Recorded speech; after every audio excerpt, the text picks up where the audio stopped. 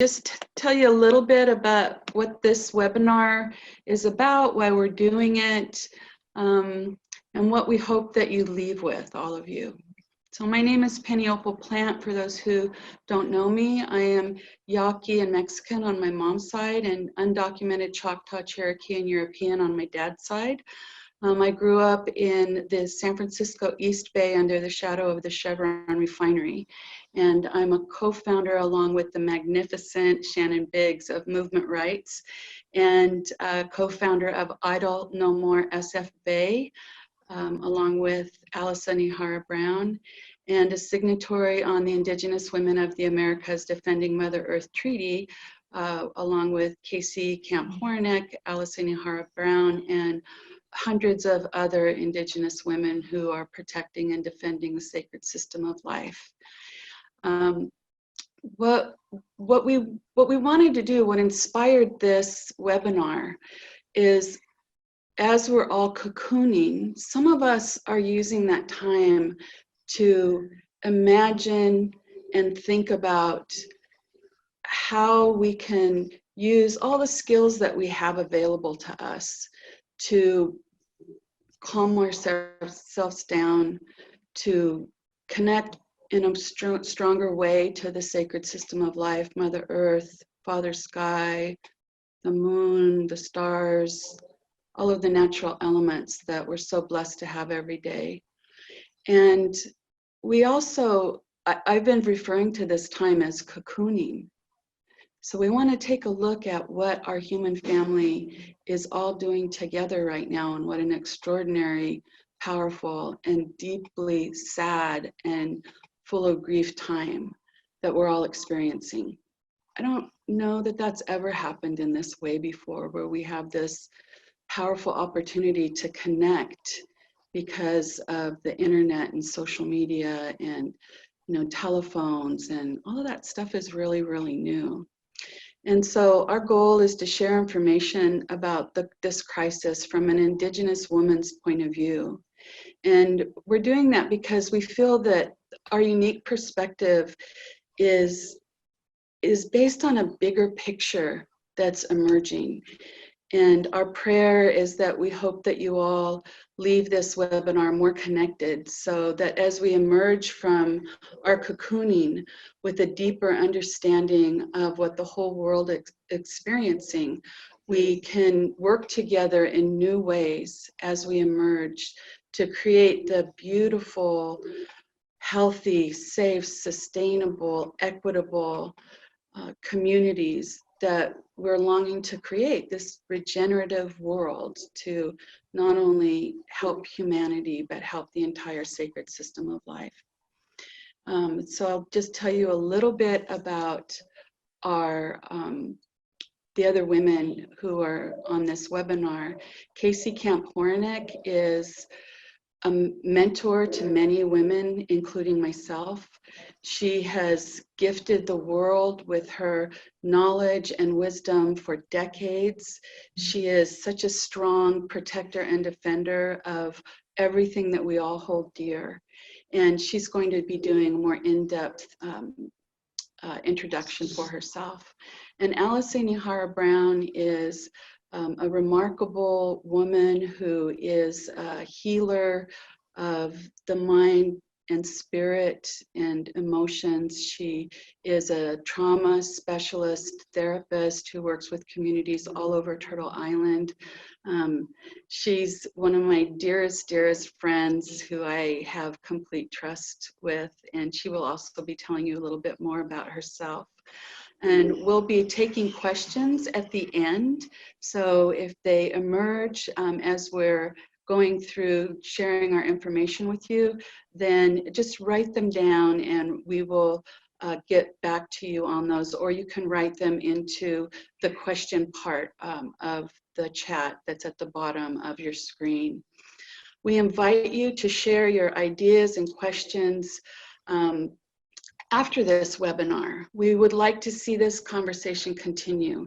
And so after this webinar, we will be hosting those questions and ideas and inspirations on the Movement Rights Facebook page.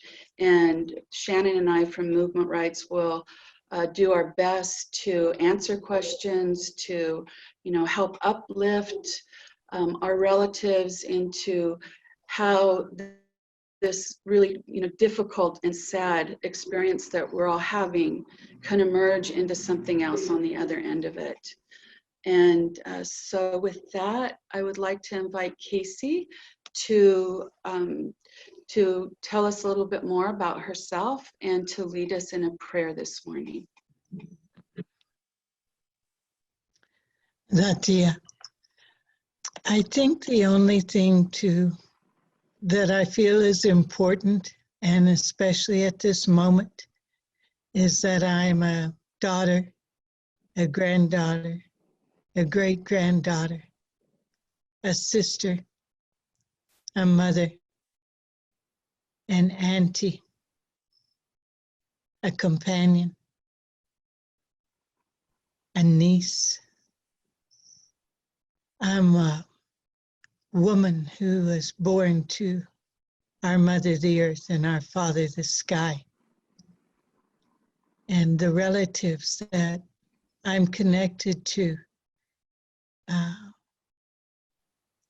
are the important things to know. The rest of them are details about the journey through life that I've taken, which is minor and small compared to the journey of my mother, my father, my grandmother, and those that came before that helped me be the survivor of an indigenous nation called the Ponca, the sacred head, originally from Nebraska and now living in north central Oklahoma. I'm really, really, really grateful to be here today among all of you, all of our relations. Sometimes I feel distracted because I want to look at that little box that's saying hello from different places. I'm in awe of this technology that allows me to be safe in my home and to be with you at the same moment. I'm an elder in my community. I'm a great-grandmother to many. And I have relatives that are survivors of the original onslaught of germ warfare with the smallpox blankets when my people were reduced to around 220. So it's a really important moment for me that during that time in our isolation, we survived. During this time in our sharing, we'll survive again in a different way, with a different outcome, with a different way forward. And in that way, I'd like to ask you to go with me into your place of love and connection to the Great Spirit, the Earth Mother, and speak from your heart at the same moment. In our way, I've burned cedar and sage. I have my water sitting next to me, and I've talked to my children, my companion, my brothers, and told them I would be here today doing this. I have permission, in other words. With your permission as well, we'll go forward in that way and speak to the circle. Endadi, Wakanda, Great Spirit, Manjawa Chube, Sacred Mother, Earth. We're coming today in the best way possible, coming from inside these bodies, letting our spirits connect in the best way that we know how. In doing so, we want to honor all things in all directions. So we look to the west at this time. We look to the Thunder Nation that carries water, air, and fire on the wings of an eagle. And we ask that you look back at us as we look at you. And we honor you for all that you are, for all the ancestors that have seen you and the ways that you offer us with your power and your beauty. We look to the north, to the purification that waits for all of us, and that is sweeping over us at this time.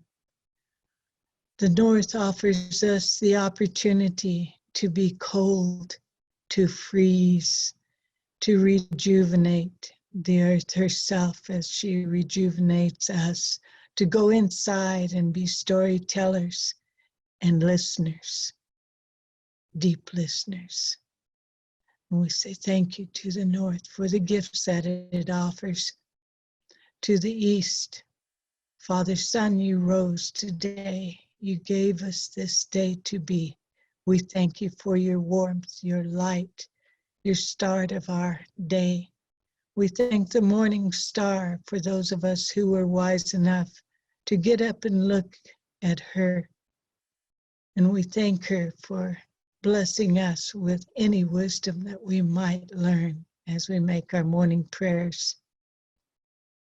We thank you for the gifts of the east.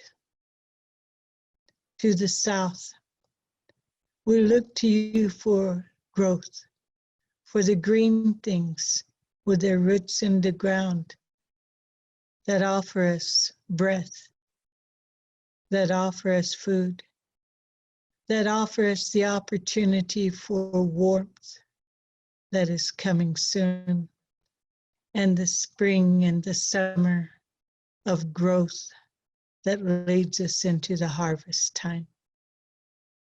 Say thank you to the south and all of our relatives.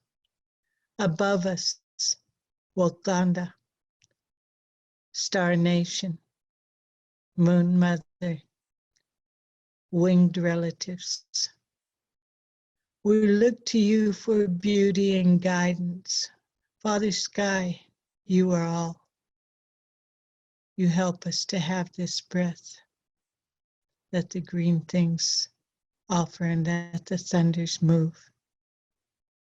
We thank you for all that is as we look above us. We ask that those above look at us and imbue us with the sparkle and the wisdom and the abilities to allow our spirits to fly. All the ancestors in the sacred circle and all those that are joining them at this time, we send you our love and ask you to guide us at this sacred moment. Below us, Earth Mother, Sacred Mother, you are all. Within you is the sacred waters that you share with Father Sky and with us and with all living beings.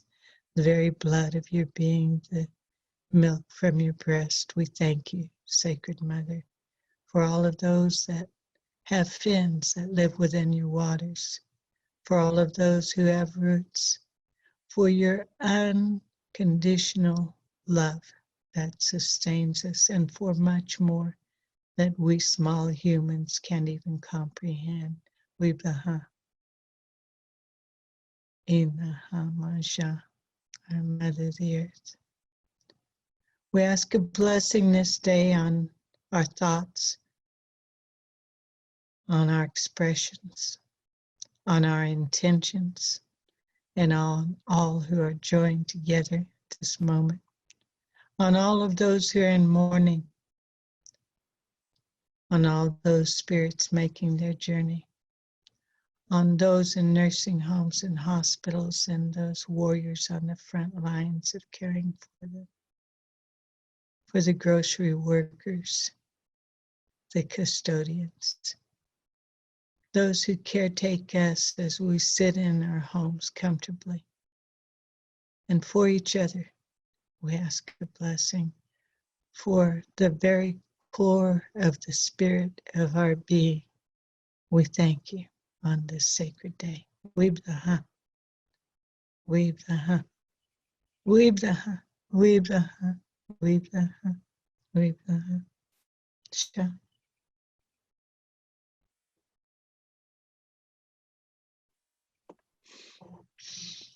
Thank you, Casey. Have to collect myself a little bit after that. So, and before we move on, I want to invite Alison Hora Brown to tell us a little bit more about herself. Yeah, well, go. Thank you, Pennie. I think Pennie said a lot already about me. I'm one of the founding grandmothers of Vital No More SF Bay and a signatory on the Indigenous Women of the Americas Defending Mother Earth Treaty. I also work with children and families in the Bay Area, helping families deal with both childhood trauma that the parents have faced, traumatic experience that the children have faced, and with all of the individuals and families I work with, I'm also always thinking about the intergenerational trauma that affects people and informs their experience. And I'm also part of a worldwide, very beautiful peer counseling network and work with a lot of other Native peer counseling leaders across the Americas, sharing peer counseling skills and theory and perspectives so that people can have tools both for healing and for empowerment. I'm also a mother of 2 boys and have wonderful daughter-in-laws and a beautiful granddaughter and a large family and community of people that I love deeply across Turtle Island and across the world.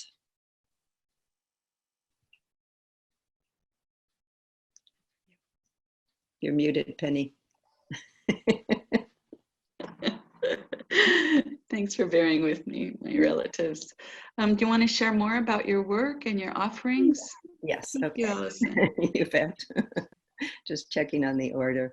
I just wanted to start by saying that I'm extremely grateful and honored to be here today with this wonderful group of women. And I began the day with the Yohondungariwadekwa, which is in our Mohawk language, the words before or the Thanksgiving address, expressing gratitude to all of creation. And part of my prayer this morning was that some of the things that I have learned about from many different wonderful people in my work over many years might be useful to some of you. And so I'm going to offer some perspective and also some tools this morning.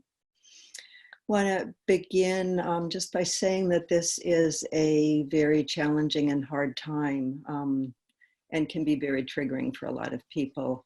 Casey did a beautiful job of just giving an overview, particularly for Indigenous people across the Americas, that we had many, many generations of things going well and being able to live according to our original instructions in balance. And when people arrived at our shores with diseases that we had no immunity to, we had a devastating experience of loss and then I think a second wave that was even worse, where the fact that one group had immunity that was coming and our people had no immunity was used in germ warfare against us. And so that being in the middle of a pandemic and both having the experience for some people of being separated from people we love or confined in small spaces with family and people who are dear to us. Both of those things can be very triggering in terms of all of the historical trauma that we face. And it's also clear to me when I think about all of the different people across the world is that we're all here generally because some ancestor of ours survived an epidemic or a time of great disease in the past. So there's a kind of historical trauma that we're all facing during this time. That can trigger and come up and have us feeling more on edge than the situation may sometimes merit. So that's something just for us to be aware of and keep in mind during these days. We also have incredibly powerful ancestral resilience and power and experiences of victory over hardship. And we get to also really tap into that. And one of the things I've just loved over these past weeks is, and I think this is happening in many communities across the world, but watching our Indigenous communities do online powwows, do sharing of comedy with each other, sharing of music. There's just been so much creativity and resilience and beauty that has been shared, and people have found so many beautiful ways of connecting. So I just want to celebrate and have us notice that we are way, way more powerful than our trauma, and we are way more creative than the places that we get stuck or shut down in the face of so many big, huge changes happening right now. The first thing I wanted to talk about a little bit is just the power of listening to each other in these times. The Creator gave us this incredibly wonderful gift that we all have these wonderful healing mechanisms inside of us, that we have the ability to talk through things and come to better thinking. We have the ability to cry through our grief and our overwhelm and get to a stronger, clearer place. We have the ability to yawn through our exhaustion and complain and be there for each other. And we have the ability to cry and shake and use our tears to help us heal. So we get to really celebrate that we have those gifts. And we also just, Creator gave us this incredible healing superpower of just the ability to use our attention to listen to each other and to be there for each other in a compassionate, caring, loving way. So what I wanted to invite people to think about doing during this time is to take this powerful ability that we have to heal each other by listening and being listened to, and to do that actually in a more aware and conscious way if you're not already doing that. That we can set up listening circles. We can also set up listening partnerships. You can reach out to a friend or a group of friends through the phone, through social media. We can also gather our families at a regular time once a day, or at the beginning of the day and the end of the day, and just go around and take turns talking about what's hard about this time, what's good about this time, what do we miss about the way things were before, what do we hope for the times to come. So there's a couple of things that really make a difference in doing listening circles or listening partnerships with another person. And one of the first things is to just have an agreement between you that this is a safe place just to vent and to have feelings, and that everyone in the listening circle is going to stay clear that the big feelings you have in a particular moment are different from you when you're at your best or most wise, and that we're trying to create space just to get some of the feelings and struggles out. Reciprocity and equality is also incredibly important, that we agree that we will share time equally, that everybody gets the same amount of time, and decide ahead of time how much time that is. And then we also get to have the discipline and perspective when our time is up to put our attention back onto the next person. And it can be helpful sometimes just at the end of your turn to share a favorite animal or a favorite color or what you love to eat for breakfast, or something that just helps bring you out of your feelings back to the present. It's also helpful if you're doing this with a group of friends just to agree to confidentiality, that this is just a safe place to share some feelings and kind of return to yourself by being listened to, that stays within the group and within the circle.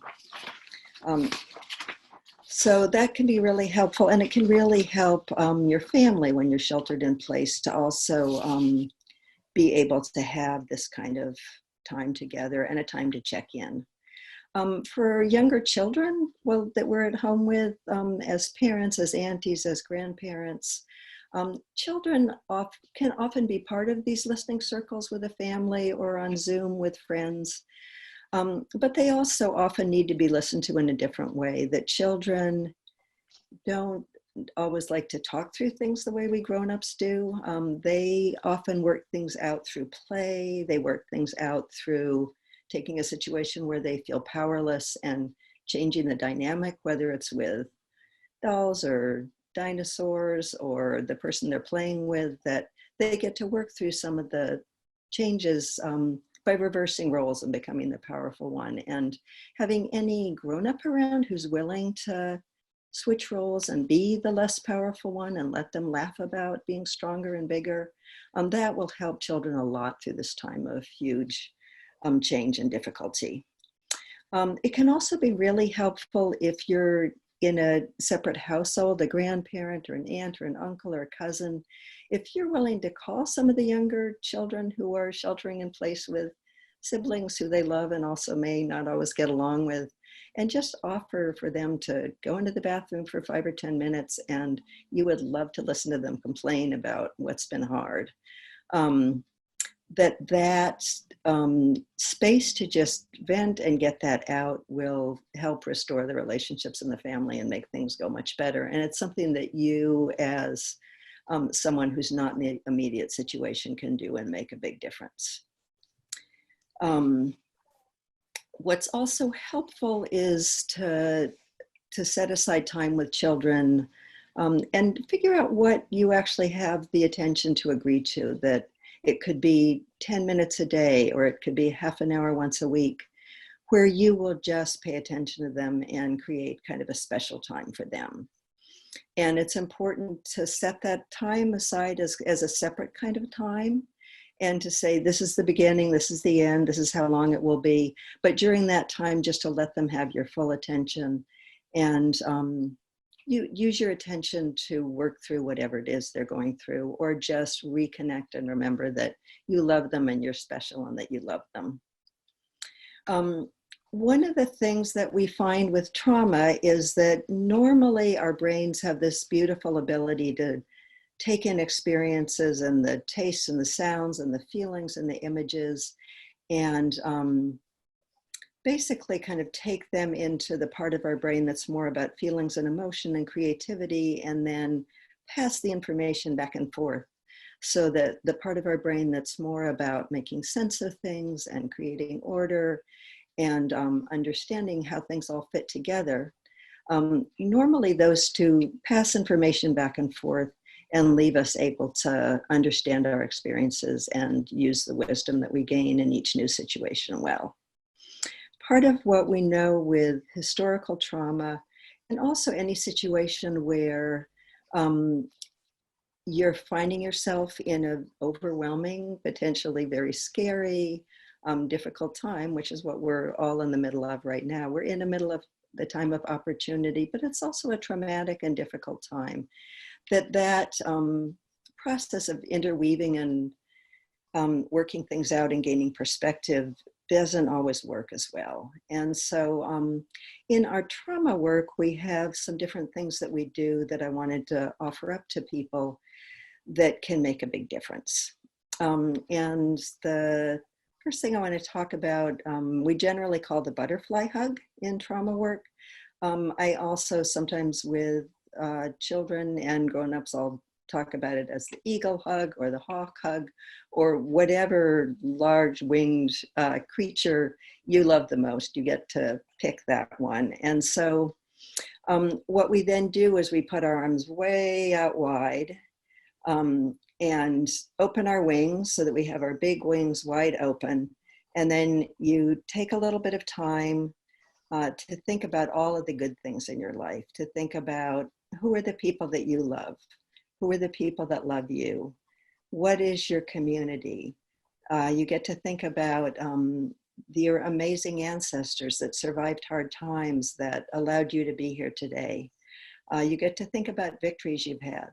And so what you do is you spread your arms wide, you catch all that stuff in your wings, and then you fold over so that you have your right hand touching your left shoulder and your left hand touching your right shoulder. And you just imagine all of those things and remember them, and you tap them in. And the tapping them in helps bring that awareness to the different parts of your brain so that everything can come together.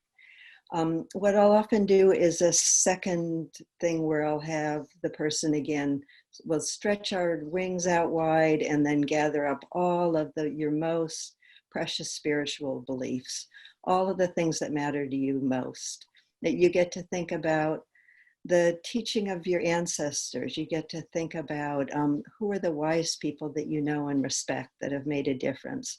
You get to think about wise moments that you've had, and then again, you bring them in and you just tap those good, strong feelings about spirituality and wisdom in. And what I'd also encourage people to do at this time to help our brains and our minds and our spirits all work together in a good way to help us get into what we talk about in our Mohawk tradition as Ganikunrio, or a good mind, that we get to also think about what the world will look like when it's back in a state of balance. We get to think about how things were a long time ago when people lived in communities together in balance with Mother Earth and the sacred system of life. And we get to just imagine the beautiful way that life will be once this crisis is over, and imagine the part that we played in building a new society and a new world. And we get to, again, just tap and pat those beautiful images in, and let your mind bring that strength and resilience and power back into your awareness. We can also then, once we have those strong, beautiful parts of ourselves and all of the goodness that surrounds us tapped in, and we can feel it in a deep way in our bodies, it's also possible, if there's things that you're really stressed and worried about, to kind of think about either having 2 screens in front of you or 2 blankets hanging down, where you, on one side, you put the stuff that's really hard in your life, and on the other side, you put all of the blessings and the gifts and the wisdom that you have, and just notice the 2 of them side by side. And again, tap yourself as you take in the challenges and the strengths and the resilience that you have, until you can feel the power that you have inside get bigger and bigger, and the parts that seem hard fade away more. These are all things that can help us stay balanced and centered during this time. I also wanted to encourage people, if you're in the middle of a challenging situation during this time, whether it's while you're sheltering in place, or if you're out on the front lines helping heal people and take care of them, or having to go out and find food in situations that may feel less safe, that you can do the same kind of tapping with your toes, where you can just tap back and forth and slow your breathing down. That we find when we slow our breathing down, it sends a message to our heart and to our mind, and helps us go in a slower, calmer way through this time. I'm also thinking a lot right now about the different first responders and the people in our communities who are seeing lots of traumatic, difficult things every day, whether it's people who are out bringing supplies to homeless encampments, or people who are in the hospitals who are taking care of people, or people who are out trying to ensure that we stay a safe distance apart from each other so that everybody has the best chance of staying safe and healthy through this time. It can be very helpful at the end of a day like that, or if you're a parent who's been home all day trying to homeschool and do your job online. There's so many different challenges people are facing, that you can also just kind of do a review of your day and the things that you've seen and the things that are hard. And again, just gently tap your way through it. And at the end, go back to either a good memory you have of a time when things felt safer, or a place that you love that helps you feel grounded, and tap that in. And that we find that when people have a chance to tap through and review their day, especially if you have someone who's willing to be with you and listen to you while you do that, but even if you just do that on your own and you're present in that way for yourself, it can make a big difference in our being able to then have a good night of sleep. And part of what we know during this time is that sleep is one of the most important medicines and healing powers that we can be tapping into at this time. So I encourage people to use this kind of tapping and the butterfly eagle hawk hug during this time, as well as the listening circles and listening partners with other people to help us stay strong and empowered and clear. I also just wanted to remind all of us of things that we already know and use, but are sometimes good just to say out loud again. One of those things is that gratitude is a huge force for healing, that if we can spend a little time every day, either by ourselves or with others, just being grateful for the blessings that we have and the things that are good in our life, it will change the way the rest of our day goes. It's something that I love in our Mohawk tradition, that we begin and end anything that matters with the Thanksgiving address and giving gratitude to all the creation. And I know that this is in many, many, many of our nations, this is how we do things. We always begin and end with gratitude. I also want to remind people that generosity is a deep form of healing and empowerment as well, that we have to start by being generous to ourselves and taking care of ourselves, and that always has to be the first foundation of everything we do. And after that, to really look inside and think about what are some things that you share. They might be words, they might be flowers, it might be food, it might be just an expression of love. And it might be concretely going out and helping somebody in your family that needs something at a particular time. But that generosity of spirit is part of our Indigenous tradition from the beginning of time. And tapping into that and carrying that forward is very healing for all of us right now. This is also a time for all of us in any group or nation or heritage to tap into the medicines and the wisdom that come from your traditions. If there are books that are written by people that you love, go back and read some of those words. If there are videos of people that you love to watch that remind you of what matters, go and do that as well. That this is a time for us to remember and to use our medicines and the wisdom that is there in our lives and in the people that we trust and love and look to.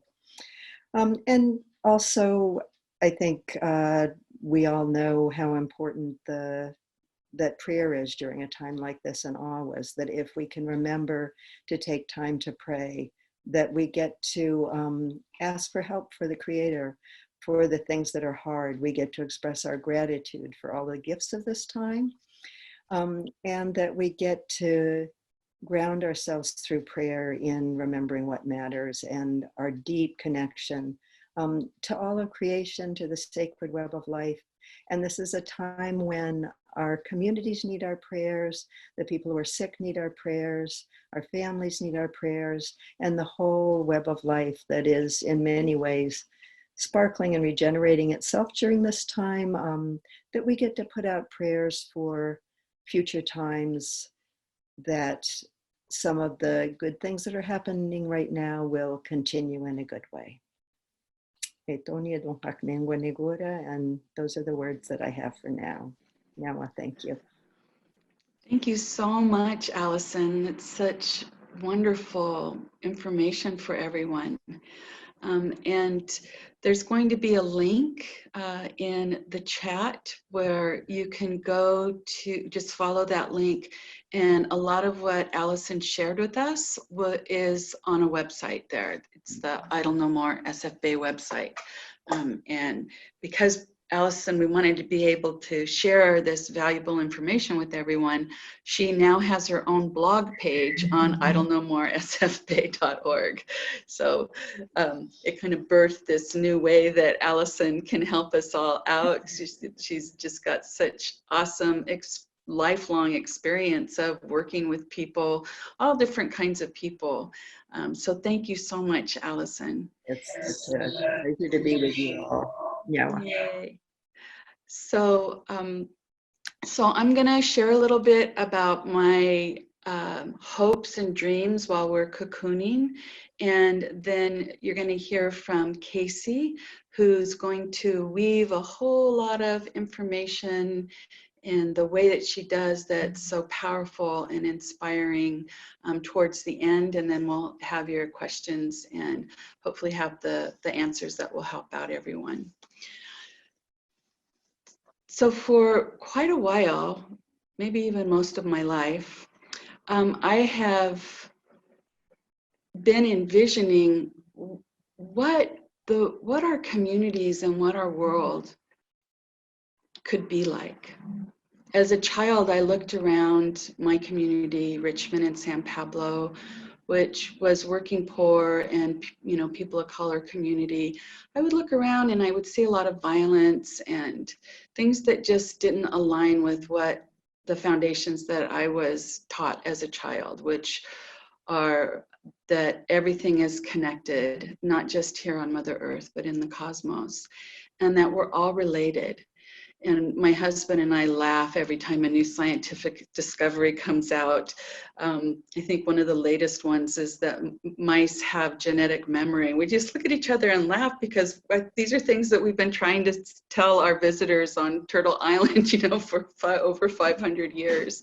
So there's so much value in indigenous wisdom and traditional ecological knowledge, and these terms that are kind of new now. I mean, it's just how we've always been for us, but at this time, these purification times that we're in, I think it's important that those of us that are called to do so share some of this information with everybody in the world. And so as a child, I looked around and I thought, this isn't the way it's supposed to be. This is just not the way it's supposed to be. And I couldn't quite articulate how it was supposed to be. But as you know, I've lived my life, I understand that for the great majority of humanity's time, as one of the, if not the newest member of living beings on Mother Earth's belly, we lived within harmony, in a reciprocal relationship with balance and love, and knew our tiny, tiny little part within the sacred system of life. And reciprocity is such an important part of Indigenous knowledge because in the mainstream capitalist consumer culture, there is zero intention or thought about if we take something, we give something. In the consumer culture, what we give is money that it's a made up system that we see as crumbling right now. And so for years, I've been inviting people to envision and imagine what our world would be like if we decided together in the communities in which we live, what do we want? What would it be like if we looked at what would create the most healthy, harmonious, in balance community possible at this time? Where would our food come from? Would we grow it all? Would we have chickens? You know, just like, where would our food come from? Because we know right now that food traveling all over the world is harming the sacred system of life.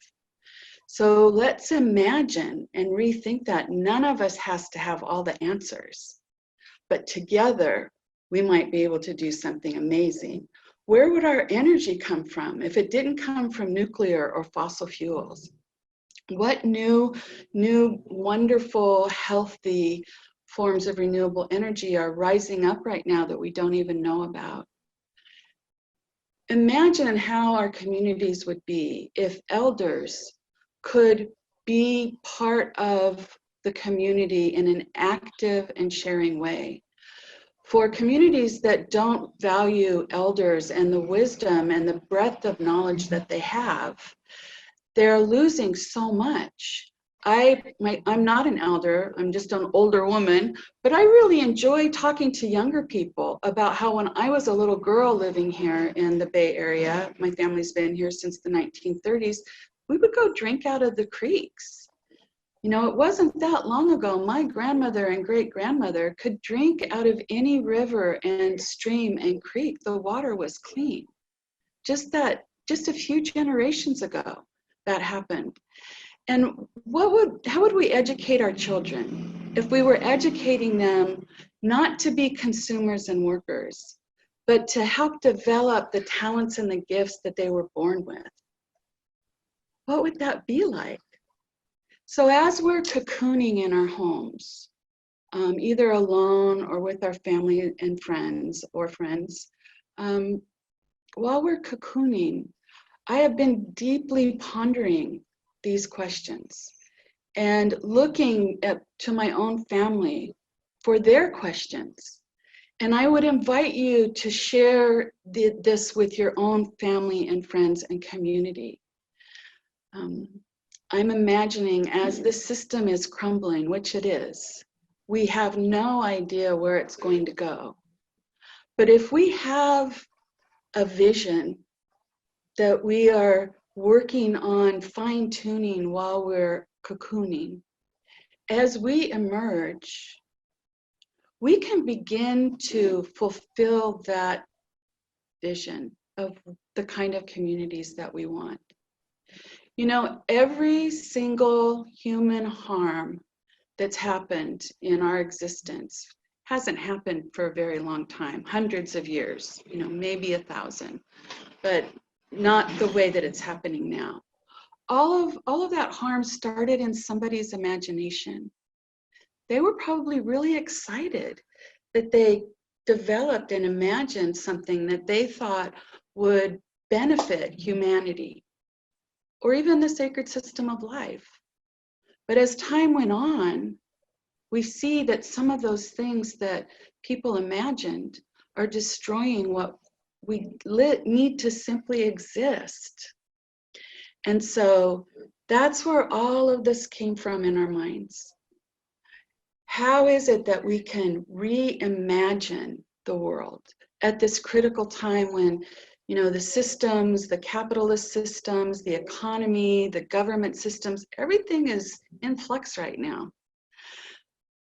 How about we just cocoon in this luxurious and luscious way and imagine what our communities can be like, where the water is regenerative, where the sky, I mean, the skies here are bluer than they've been most of my life. The bay is bluer than I've seen it in decades. In this really short period of time, it's amazing. Coyotes and deer on urban streets, more birds here than any of us have seen in decades and decades. In this tiny little period of time, Mother Earth herself is showing us that things can shift very rapidly in the natural world. And so what is it that the system of life is asking of us right now? I know what it's asking me. It's asking me to go deep and imagine and envision so that when we emerge like butterflies out of a cocoon, we can meet together and talk about our envisionings.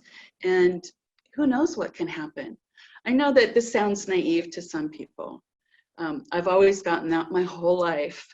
It's not naive. It is a way forward for us that can actually happen. There are billions more people who want to create a balanced, healthy, safe, sustainable world for coming generations in perpetuity. We outnumber the people that are so mentally ill that they can't get enough to fill that hole in their hearts, that disconnect between their mind, their heart, the sacred system of life, the empathy and compassion that we all have. It's a type of mental illness, and they should be helped. That's not necessarily our job, though. Our job, my job, and yours if you want to take it on, is to imagine what could be, because if we can't imagine it, we can't create it. And so that's my invitation to all of you. The big imagining time is upon us. And there's billions more people who want that than who don't. So thank you for listening to me. And now I'm going to turn it over to the beautiful, wise Casey Camp-Horinek, and we'll answer your questions at the end. Thanks for listening so far.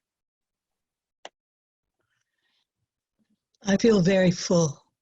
Thank you, Pennie, Alison, Shannon, and thank you, water. I just gonna ask this water to help me. She's good to us and she loves us and she wants us to be strong and be healthy and to help her as well. So I appreciate her. There are so many things that I listened to just now, and I found it interesting to live in this body and have this mind right now, because some of Pennie's information was coming strongly in my left ear, and a lot of Alison's was coming strongly in my right ear. I have no idea what that means, but what it feels like inside here is that we are given tools right now very clearly, the tools to regenerate and to help ourselves to be whole again through our emotional self, that the tools that Alison was offering us, not only through her teachings as a professional, but also through her teachings coming from her history, from her genetics, from the people that she has the genes coming down from, that they're feeding her not only the information that she's sharing with us about our butterfly and the eagle hugs, about the ways for our children to be healthy, but about the thoughts of prayers and relationships and gratitude. And I heard those echoed when one of my girls, Pennie, was talking just now about the reimagination, the recreation, the co-creation that we should be taking the responsibility for as not only Indigenous women, not only as survivors, but as future ancestors. I'm very blessed to share with you that my oldest granddaughter, Jewel, will be bringing forth a new one next month under new conditions into a new world. This young man is coming. And so I started imagining again with Pennie and using the tools offered by Alison with how do we weave and mend this web of life that humanity has taken for granted and deliberately dismantled to recreate something that we felt more comfortable in. You know, this morning I woke with the choice of whether to turn up my heater or whether to build a fire because there's dead wood all around me. And I have the honor of living in the country where that's offered to me right now. But with that comes a responsibility as well.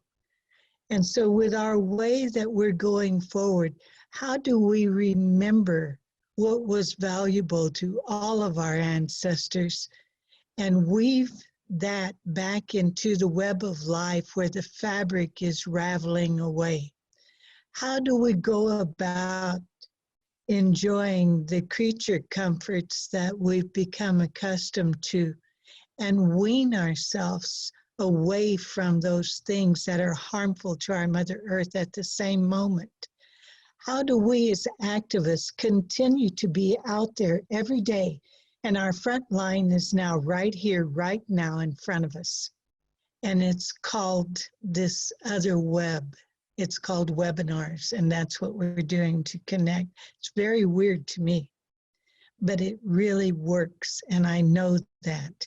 I know that by joining ourselves together in these manners and saying no to Keystone XL, by using the tools that are afforded to us through supporting people like those that are on the front lines of the tar sands up there right now, and giving them what they need to be able to survive, so that we can go ahead and go on the front lines here in Ponca country, using the rights of nature as a statute by recognizing the personhood of the river, that movement rights, and I have been working on, along with millions of other people and millions of other beings that are saying, again, back to that thing we talked about, we are not here just protecting nature.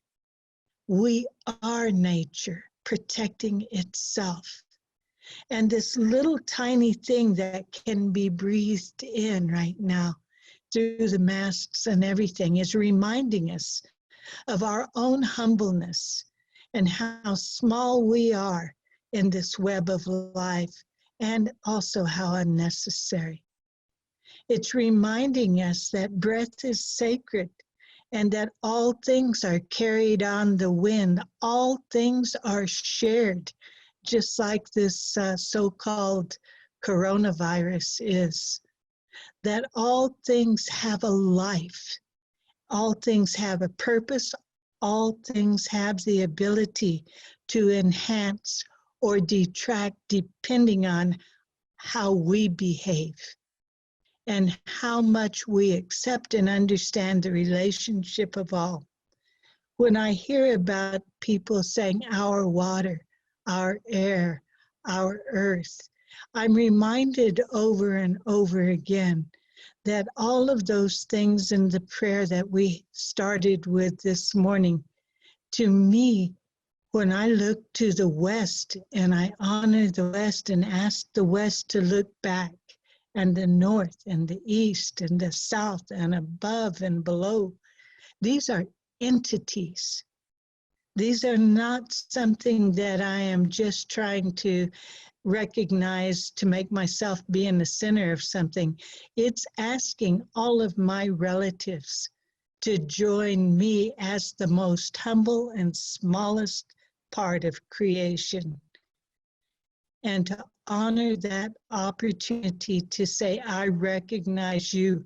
I'm asking you to recognize these humble beings that walk on two legs, whose ego has bound themselves so tightly to a false sense of being that they believe that they can be the creators on earth, when we are co-creators of all that is. So it becomes an honor to be part of this sacred system of life, not the ones who are going to make it the way we want it to be, but the way that we can become the underpinnings of what creation wants to be. When we see our Mother the Earth, our Father the Sky, just so quickly going back to the way that it was originally intended, as Alison said, with the original instructions, with the original harmony of all that is, that tells me we're doing something right. So what, even though we feel forced into these beautiful cocoons, what are we really asking for? And how do we go about asking that question humbly?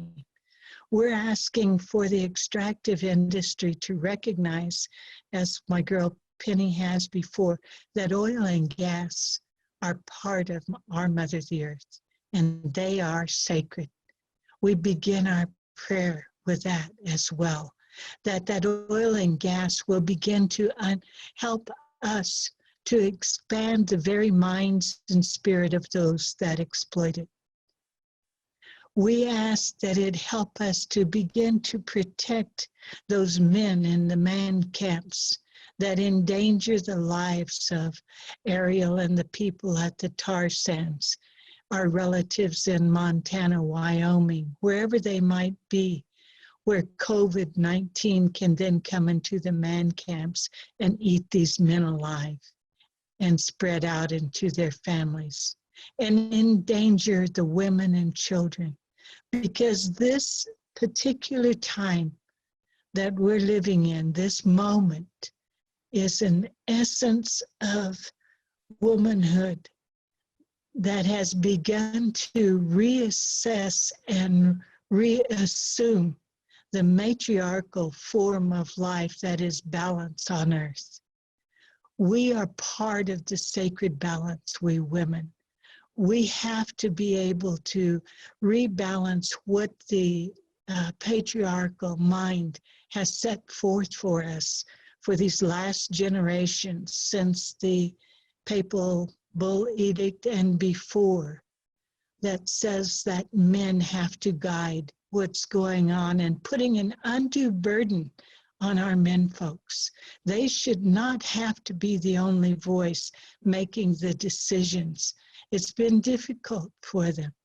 And pity them for the burden that they have carried. And I believe have not listened fully to the women power, the beauty of the actual balance of the universe that is male and female energy. And now that that energy is swelling up, where we're going to help them to understand how to go forward, then we must, in the best way possible, in the kindest and most gentle way, and with the same power as a tornado that purifies the area that it goes through. And sometimes it's painful for those that are there. I'm pitying those in the East right now that are suffering so greatly. The Southeast, where tornadoes came through, lives were lost. People are clustering together at a time.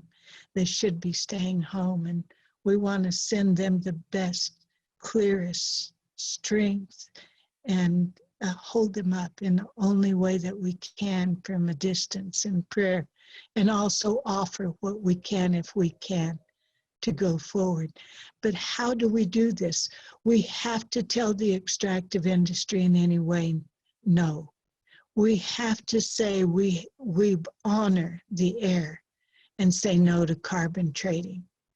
So we have all of these different jackets while we're at home that we can change. We can reach out to our children and our relatives, as Alison said, and have these face-to-face moments. We can stand out with creation and breathe the air and be grateful for another breath. We can reach out and empower those health workers, those custodians, those people stocking the groceries, and those who are putting themselves on the front lines. We can teach our children that the answer does not lie in a mechanical thing, but lies with their choices for their generations to come. And all of these are afforded to us at this very, very moment. And 100 million things that you're thinking of right now. The gardens that we can grow and are growing right now give us the kind of it's called food sovereignty, but it's really just our old way of being, you know? We can help the pollinators by planting our flowers and giving ourselves that beauty to look at and the pollinators to fly with. We can look at one another through these magical webs and begin to weave these thoughts, begin to hold ourselves in those magical ways that Alison taught us, and the magical thoughts that Pennie imbued us with, and this way forward that Shannon is helping us to be able to create, to be with you on this day. I'm so excited about it. I'm just so excited about it. So I'm using this moment to send out as much as I can to those in mourning, to strengthen those that are weakened, to add joy to those that are in sorrow, and to ask this little being that is following the breath to pity us, to help us through this moment. Thank you for this touch.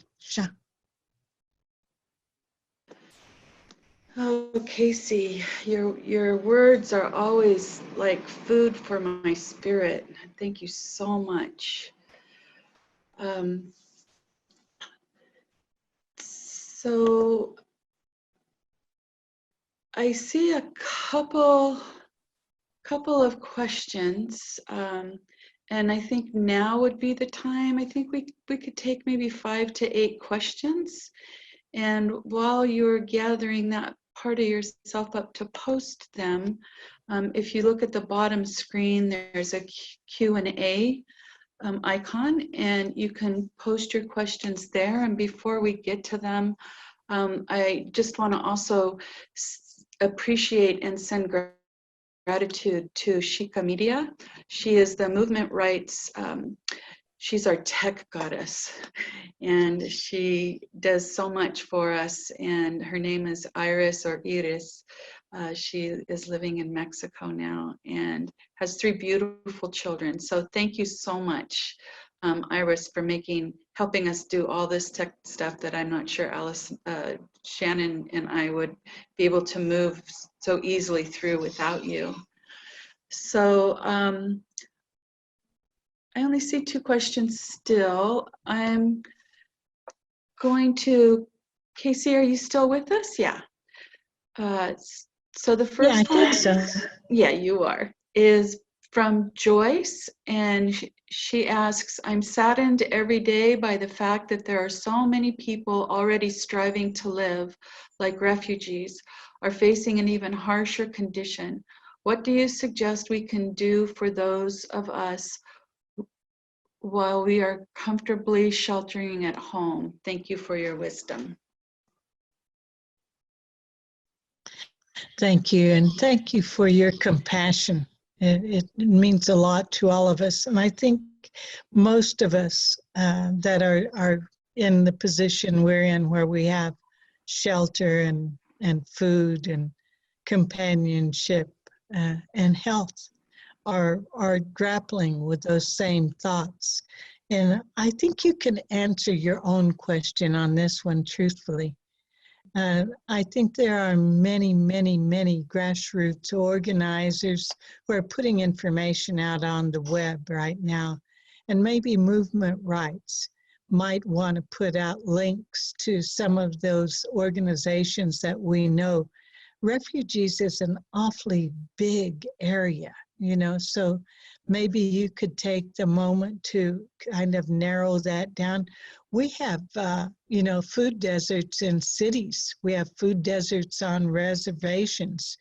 We have refugees on the streets of New York, as well as globally. My own personal teaching is that we begin at home, and we begin with the communities around us. And if everyone did that, then the communities that we're in would not be suffering, including the refugees, wherever you're looking at. If you feel called to reach out to a specific area, then I'm positive you can find those ways to do that through this web thing that we're talking on. But thank you. Thank you for asking. Alison, do you have anything to add? The only other thought I had, I agree that there's people in refugee camps in different parts of the world. There's refugees of people who are unhoused right close around where many of us live. And I would encourage people to look in particular for the groups where homeless people and refugees and stuff have organized themselves or have a situation where they're collaborating with other groups.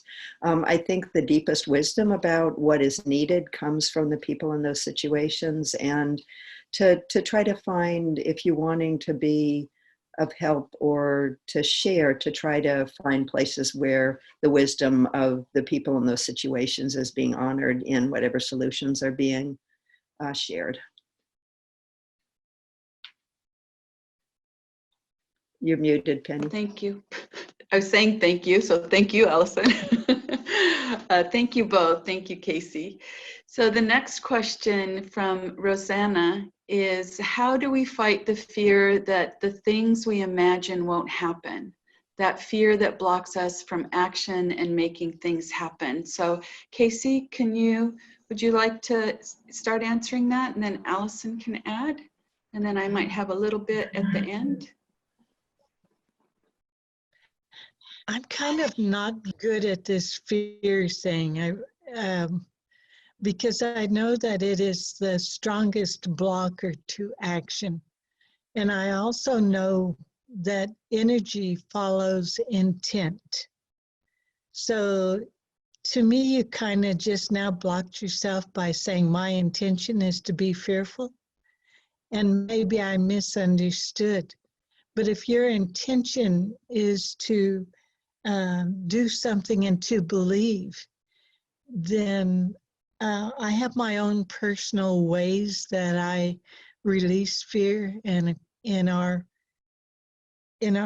songs and our ways, there are songs that help to release whatever spirit it is that's inhabiting you, that gives you that feeling. So I do that. But one of the easiest things for me that works is that I open my palms, my feet, and the very top of my head, and I allow the energy to come from our Mother, the Earth, and our Father, the Sky, because my palms are facing upwards. And I open the top of my head and release whatever fear that is in whatever manner that I see it. But I also make sure that it turns bright and beautiful as it leaves me, so that it doesn't just go out and inhabit some other space out there. And for me, that works. And a smile works too. Thank you, Casey. Alison, do you have something to add? Yeah, I think one of the things that's often misunderstood, at least with children, is that laughter is also a great release for fear and anxiety and worry, and that there's just a way that, despite the fact that really hard things are happening, I think as Native people as well, we've often used humor to get through some of those fears. So I would encourage people to look for places that you can laugh about the fears and use laughter to release fear. The other thing that I do a lot with, particularly with children that I work with who are scared, is lots of the fears that come up are in the form of what if questions. What if, what if we all die? What if something terrible happens? And that we can, one of the things I talk about with children is that that I want them to be heard in terms of all of their fears, but that I also want them to be the boss of their feelings and not have their feelings be the boss of them. And children really like the idea of not having their feelings be the boss of them. And that, so we do a lot of talking back to the fears. The fears say, what if I get sick? And you can talk back and you say, well, what if I don't get sick? What if I get through this just fine? What if I get sick and then I get better? And this is useful for grownups as well. Children get it a lot more quickly often than grownups do, but there's a way that we always have the choice of whether we want to put our attention on the fears or whether we want to put our attention towards prayer and empowerment and all of the strengths that we have. And I guess the other thing I would say is just asking for help, that often having somebody listen to you for 10 minutes about how scared you are can move it through you so that you can then move back into a place of power. Thank you both. I would like to just add a little bit, if you don't mind. And that is that our beings develop habits in our life, and fear that's not based on something that's happening in the moment that's threatening, physically threatening, or spiritually threatening, or somebody's going to harm people around you, like things that are happening in the moment, I think that's why we have fear, right? To run away from the predator or turn around and fight.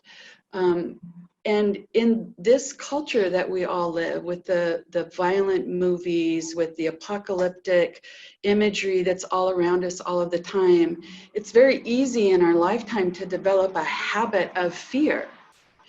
And that can be unraveled when we're conscious about that. It can be transmuted. Like, if someone is experiencing fear, I would suggest stopping right in that moment and saying, am I safe? Is my family safe? Is my community safe? Then what do I have to be afraid of right now in this moment? Because this moment is the most important moment that we have. I mean, none of us know if we're going to be alive or not in the next moment. And so to cultivate an open heart. Fear is the other side of love. So you can't experience both those things at once. So rather than grab onto the fear, what if we all grabbed onto the love instead and said, okay, in this moment, I'm safe, my family's safe, my community's safe. What is trying to be what is trying to educate me right now? And how can I learn how to cultivate and get into the habit of compassion and love rather than negative feelings? Because they're habits. Unless you are in immediate danger, it's just a habit. Do you have anything else to add to that, Alison or Casey?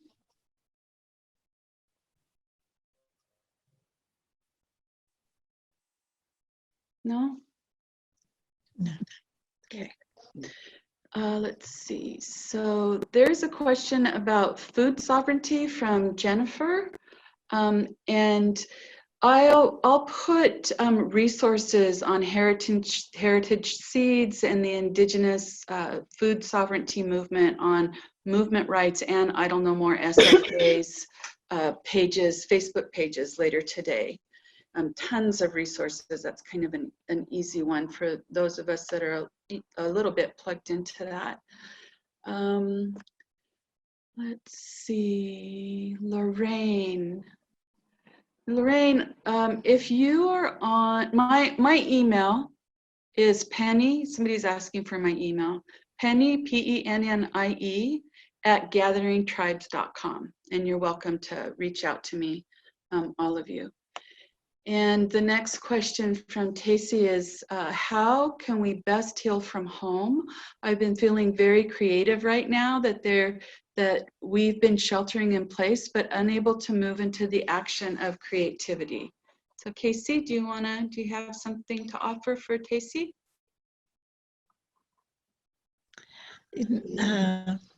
Was that my granddaughter Casey or another No, it's Casey? Just Tacey with the T. Tacey. Okay. You know, one time Pennie and Shannon, one of them asked me, we had a lineup of 1,000 things to do, and they said, how do you do that? And I said, you just do it. You know, I'm at the age now, and being a great grandmother, that I really don't, you know, my grandkids aren't allowed to even say a question to me if I suggest they do something. I suggest very strongly, and you just do it. You take that first step, whatever that creativity is that you're feeling right now, whether it's song, jumping up in the air, you know, doing a sketch, picking up your beadwork, wanting to sew a mask and give it away, feeling like you have a gift that you're blocking yourself.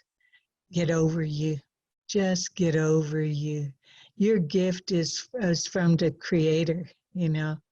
And if you have that creativity, it's your honor and your duty to share it. So, you know, I don't have any magic answers to that other than kind of get over yourself and just do it.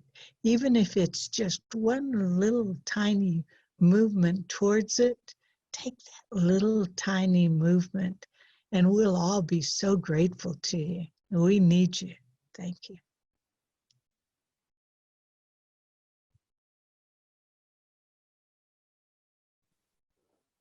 You're muted, Pennie. Do it in sign I'm sorry, we're language. not telepathic yet, but maybe soon. Alison, did you have something to add? The question was about being creative from our homes. Yeah. I just wanted to share a little bit about what happened with our spring equinox action. Would that fit? Sure. So we, the Indigenous Women of the Americas Defending Mother Earth Treaty signatories in the Bay Area had a whole action plan where we were going to show up at the Army Corps of Engineers on the Equinox with our messages and a big mural on the street and let them know really clearly that we did not want them to dredge the bay. We wanted them to protect the bay. And all of a sudden we were all sheltered in place. And so we basically created an online art action where we came up with the messaging that we wanted to send to the Army Corps, and we had over 100 people and families in their homes each make a letter, 11 by 17, just putting 2 pieces of paper together. And so everybody got to create a letter at home. Some people made it out of leaves and sticks. Other people used old paint or fingernail polish or whatever they could find. And we were able to then have some wonderful artists or community put together all the letters to create the message, and everybody got to be part of a big art build. We got to send a video about it and panels showing our message to the Army Corps. It was put into official public comment. And we also had one sweet family that took the message out and projected it onto the Army Corps building and put a virtual art build right there so that there was a way that all of our faces and bodies were present, even though we were safe in our homes. And I've seen lots of creativity happening around sending messages about water protection and land defense and protecting the air that people have done in lots of different ways. People have created signs and shown up at places in their cars. So I think there's lots of ways we can be creative that just help us get through the time, like beading or drawing or singing. And there's also ways that we can use that creativity to continue to make our voices heard in a larger way around protecting Mother Earth and protecting the dignity and well-being of all of the sacred web of life. Great, thank you, Alison. Let's see, I think we'll take 2 more questions and then invite Casey to lead us in a prayer. Let's see. One question is from a white ally who is wondering how to find and direct more people to Indigenous leadership, and also has a question about her question is, what happens when this imagining is done by settlers just such as herself in privileged white bubbles, however progressive? So how would Indigenous people be available to be followed, I think. So do you want us, do you have an information, Casey, for Katrin? Yeah, hi, Katrin. So what we need to do is burst the bubble, right? Because for me, that bubble is a blister, a boil, one that has been festering and has grown an unhealthy relationship with all that is. So how do we do that? How do we find Indigenous people to follow? I don't think you do. I think that you can tune into situations like this as you choose, learn what you choose. But I think the answers are, you know, we come from activism, those of us who are here right now. We're not used to sitting at home and doing this. And we're finding our own ways of activism and our own ways of bursting the bubble around ourselves and around others. And that comes from truth. Truth has a power of its own, and it has to be carried into every single level of being right now. We have the biggest liar and untruth person calling himself the leader of the United States right now. And we have to burst his bubble because he is a boil on humanity. He is unhealth itself.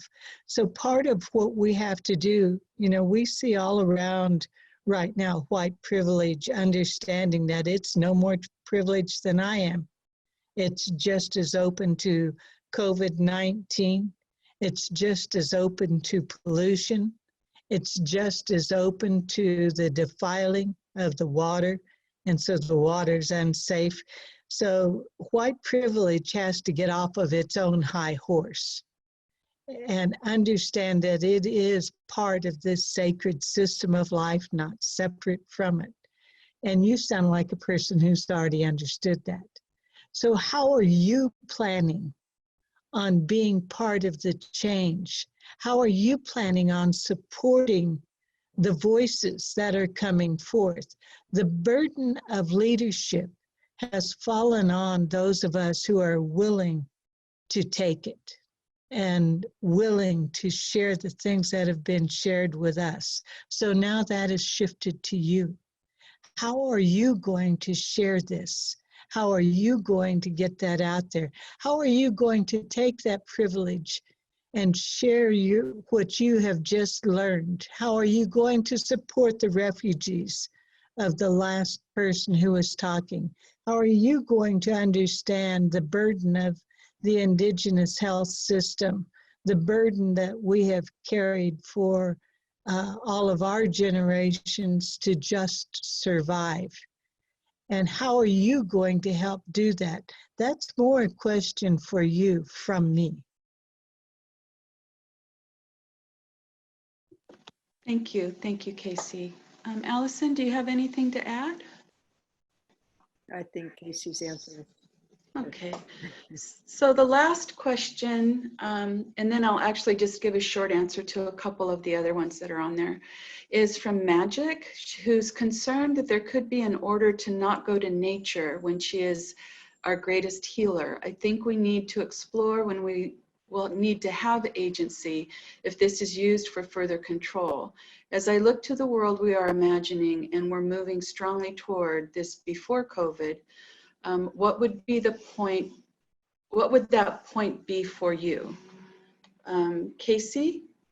So I think the question is in a nutshell, I think the question in a nutshell, if I'm understanding it correctly, is looking at where we were before the cocooning, before COVID-19, and when is the moment that we, after the cocooning, that we come out and start activating on all of what we're learning and imagining during this cocooning time? I don't think there is that time frame yet. I think we're still in a learning stage right now. My quickest thought is about the water and how the water flows and how it transmutes. Sometimes it's mist, sometimes it's fog, sometimes it's rain, snow, ice. Sometimes it flows in a stream or a heavy river. Sometimes it's a hurricane coming from the sacred ocean. Sometimes it's in the womb of a mother and gushing forth with the birth of a child. But the water always flows around the situation that it finds itself in. And our situation is changing minute by minute and day by day as the sun rises and the moon gives rhythm to those things. So I feel like there is nothing that us humans are really in charge of now to give it a time frame. What we do have to do is be ready. What we do have to do is this work that we're doing right now, this privileged work, this honor of work, to connect with one another, to be able to reach out to those areas where we have to say no to the Liberty Mutual, who is the insurance company funding KXL. That's a very personal thing for me. For where we're reaching out and seeing where our banks that we're working with right now are using their money and asking them to divest from situations. Where we do have to work is to support the things like movement rights, Women's Earth and Climate Action Network, and on and on and on. And excuse me, it's probably a grand calling. Yeah, it is. And to do the work that we have to do at home right now, so when we're capable of stepping out and being part of nature as we naturally are, that we're doing it in a manner that has been already set in motion by the things that we did while we're at home. Great, thank you, Casey. There was another question and about how do we continue to connect after this webinar. And I think just if you're on social media, follow Movement Rights and I Don't Know More SF Bay and the Indigenous Women of the Americas Defending Mother Earth Treaty. Those are three really great ways to stay connected with those of us on the webinar, and also Indigenous women from California and across the country, even down into the Amazon and Peru and up into Alaska and the Arctic Circle. Because we are all signatories on this treaty, we personally have established relationships with women in that entire area and remain in communication with them. And so it's, the treaty has been really valuable for all the Indigenous women in the Americas who know about it and who have signed on to it. I think that all of the documents that, that we said that we would offer are in the chat. So before Casey gives the final prayer, I encourage you to go look for the documents that of what Alison shared, the specifics about the hawk or eagle or butterfly hug and all the other valuable information that she shared. I encourage you to also, I don't know if it's going to make it into the chat, but if you have not read the Declaration on the Rights of Mother Earth, it's very easy to find. It's a powerful paradigm shifting document that I hope that you will look at and read and maybe share it and read it out loud with your family or housemates, or read it out loud on your own social media pages. It's the work that Movement Rights does with the Ponca tribe of Oklahoma and with other indigenous groups across the country and communities. And what we do is we work on aligning human laws with the natural laws of Mother Earth, that humans existed within without violating those for hundreds of thousands of years. And it's a way forward that can completely shift the narrative of the direction that we're going into. And so I encourage you to go to movementrights.org and take a look at the work that we do, that we've done with Maori people in Aotearoa, with Indigenous people around the world. And thank you. I just want to say thank you to everyone for joining us today. Our next webinar, we will be posting and emailing to you. You can sign up for Movement Rights email list on our website, movementrights.org. And we look forward to continuing to share this type of information and content with all of you in Internetlandia. And so thank you, Casey, for offering this prayer to us.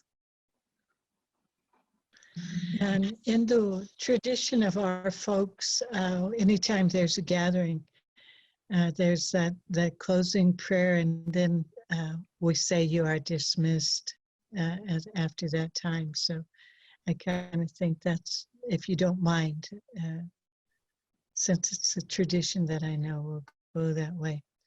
Now, at the same time, I'm thinking of my brother, Leonard Crow Dog, and the Lakota people and what they offered to us. There are so many things going through my mind in this gathering. It's almost difficult to call it to a close. So part of me wants to leave that open. I'm grateful that Movement Rights will be posting a time for us all to gather again. I see in my understanding of where we are this large circle, and it's a circle someplace between earth and sky, between us and the star nation. I feel connected to all of you, and I feel very strongly that you called yourself to be here. In our way of understanding, we want to recognize that you could be anywhere doing anything. Maybe even if it's just walking in a circle around a rug because you don't know what else to do with yourself, or going in your kitchen to try to find something, or sitting in front of the TV or surfing this web for nonsense. But your spirit is so powerful, so clear, and so good that you wanted to connect with a new reality as part of this dream that we're dreaming right now. I want to talk to Wakanda, the Great Spirit, to Manjahobe, the sacred earth.